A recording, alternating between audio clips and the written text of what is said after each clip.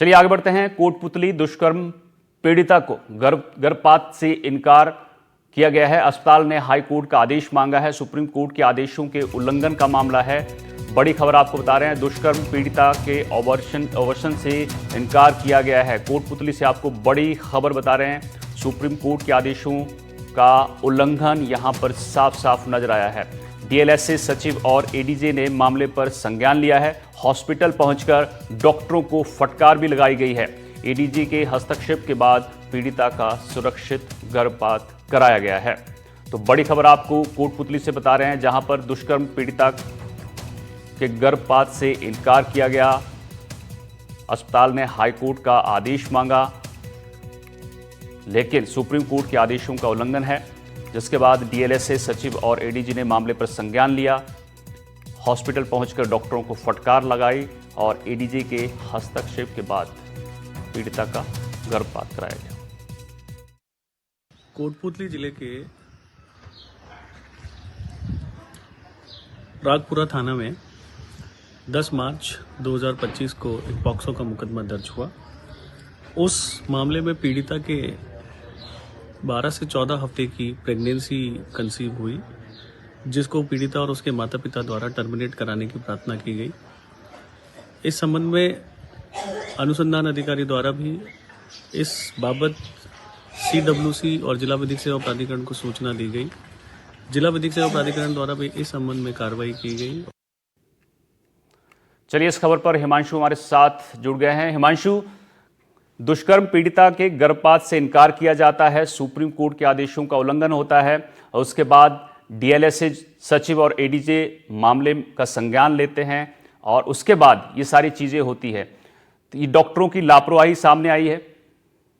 जी बिल्कुल, देखिए अभी 10 मार्च को प्रागपुरा थाने के अंदर एक 13 वर्षीय दुष्कर्म का मामला दर्ज होता है, जहां जो 13 वर्षीय दुष्कर्म पीड़िता है वो 12 सप्ताह की प्रेग्नेंट थी और उसको लेकर ही जो उसके परिजन हैं वो राजकीय बीडीएम जिला अस्पताल कोटपुतली पहुंचे थे। उसके बाद में उन्होंने सारे अपने डॉक्यूमेंट्स वगैरह दिखाते हुए और उन्होंने एग्रीमेंट देते हुए कहा कि जो बच्ची है उसका गर्भपात करवाया जाए, लेकिन जो अस्पताल जो प्रबंधन है वो इस बात पर अड़ गया कि वो कागज लेकर आए और खासतौर पर जो हाईकोर्ट का आदेश है वो लेकर आए, उसके बाद ही ये किया जाएगा। जबकि आपको बता दूं कि सुप्रीम कोर्ट के स्पष्ट निर्देश हैं कि और 2003 जो संशोधित चिकित्सीय गर्भपात अधिनियम है उसके बावजूद जो डॉक्टर है वो गर्भपात कराने से मना करने लग गए। इसके बाद में जब डीएलएसए के सचिव पवन जीनवाल तक ये बात पहुंची तो वो तुरंत बीडीएम अस्पताल पहुंचे और उसके बाद में वहां जो डॉक्टर्स हैं उनको उन्होंने डांट भी लगाई। उसके बाद जो बच्ची है उसकी जो गर्भपात की प्रोसेस है वो की गई।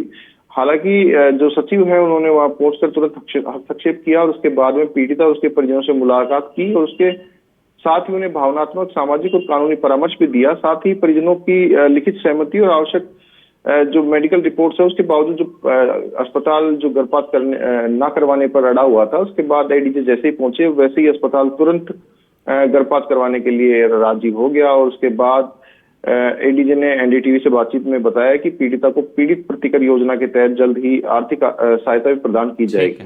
जी बहुत बहुत शुक्रिया हिमांशु इस जानकारी के लिए। तो आगे बढ़ते हैं। भीलवाड़ा में चलते ट्रक में आग लगने का मामला सामने आया है। भूसे से भरे हुए ट्रक में आग लगी है। चालक ने खुद ट्रक से कूदकर जान बचाई है। भीलवाड़ा उदयपुर हाईवे पर यह हादसा हुआ है। तो ट्रक जो है वो जलकर खाक हो गया। तस्वीरें आप देख सकते हैं कि किस तरह से ट्रक जो है धूं कर जल रहा है। भीलवाड़ा में भूसे से भरे हुए ट्रक में आग लगती है, जिसके बाद चालक कूदकर अपनी जान बचाता है। भीलवाड़ा उदयपुर हाईवे पर यह हादसा हुआ है। ट्रक पूरी तरह से जलकर खाक हो गया है। आगे बढ़ते हैं। हनुमानगढ़ से खबर है। 50 लाख की हेरोइन समेत शख्स गिरफ्तार हुआ है। 100 ग्राम हेरोइन समेत युवक को गिरफ्तार किया गया है। डीएसटी और टाउन पुलिस की कार्रवाई सामने आई है। आरोपी के पास से 35,000 से ज्यादा की नकदी भी जब्त की गई है। आपको बता दें, गश्त के दौरान आदर्श नगर बस स्टैंड पर यह कार्रवाई हुई है। कल रात में इत्तला मिली हनुमानगढ़ टाउन थाने में कि कोई लड़का है लखवाली का, वो संदिग्ध अवस्था में घूम रहा है, तो उसको चेक किया जाके तो उसके पास 100 ग्राम चिट्टा मिला, जिस पर मुकदमा दर्ज करके और आगे तफ्तीश कर रहे हैं। ये कहाँ से लाया, कहाँ इसको सप्लाई देनी थी, इस सारी बात का अनुसंधान में क्लियर होगा। अभी इसका रिकॉर्ड दिखा रहे हैं। अभी जो भी पूर्व मुकदमा है वो सारा रिकॉर्ड लगा के और जैसी भी कार्रवाई होगी, ये कहाँ से लाया क्या है, पूरी तफ्तीश की जाएगी। तो हनुमानगढ़ से खबर है, आपको बता दें कि हेरोइन समेत युवक गिरफ्तार हुआ है। 35,000 से ज़्यादा का कैश भी बरामद हुआ है। 50 लाख की हेरोइन मिली है। तस्वीरें आप देख सकते हैं।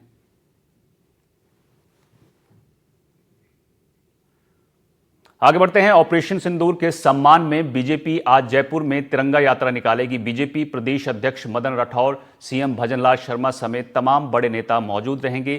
तिरंगा यात्रा अल्बर्ट हॉल से शुरू होगी और बड़ी चौपड़ तक जाएगी।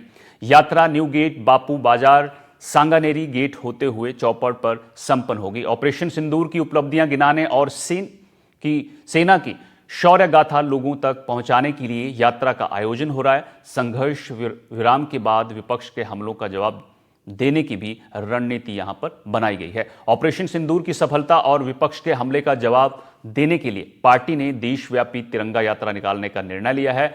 इस ऑपरेशन पर सेना की उपलब्धियों को गिनाने के लिए सेमिनार और प्रेस कॉन्फ्रेंस का आयोजन करने और जनता से सीधा संवाद करने की भी रणनीति बनी है।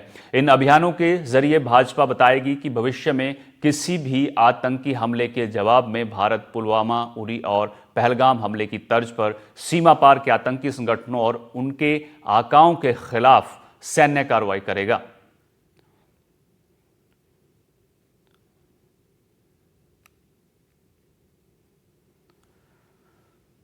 भारतीय सेना द्वारा पाकिस्तान पर की गई कार्रवाई के समर्थन में करौली में राजस्थान यूथ कांग्रेस ने बुधवार को तिरंगा यात्रा निकाली।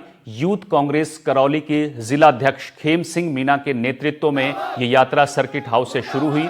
यात्रा कलेक्ट्रेट सर्किल और कोर्ट परिसर होते हुए कलेक्ट्रेट परिसर तक पहुंची। कार्यकर्ताओं ने भारत माता की जय और हिंदुस्तान जिंदाबाद के नारे लगाए। कार्यक्रम का समापन राष्ट्रगान के साथ हुआ। इस अवसर पर उपाध्यक्ष देवेंद्र देवलेन, महासचिव रोहताश मीना और जिला मीडिया प्रभारी अंकुर सिकरौदा मौजूद रहे। कार्यक्रम में कांग्रेस जिला अध्यक्ष शिवराज मीना, पीसीसी सचिव भूपेंद्र भारद्वाज और महिला प्रकोष्ठ अध्यक्ष शरदो गुर्जर भी शामिल हुए।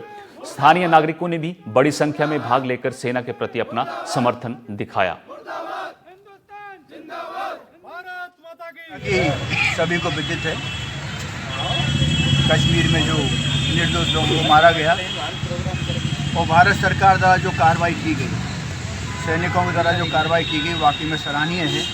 हमारे सैनिकों ने बहुत अच्छा काम किया, बहादुरी से काम किया, हम उनकी प्रशंसा करते हैं और आगे भी हम उम्मीद करते हैं कि पाकिस्तान ऐसी हरकत ना करे। लेकिन दुर्भाग्य की बात है कि भारत सरकार द्वारा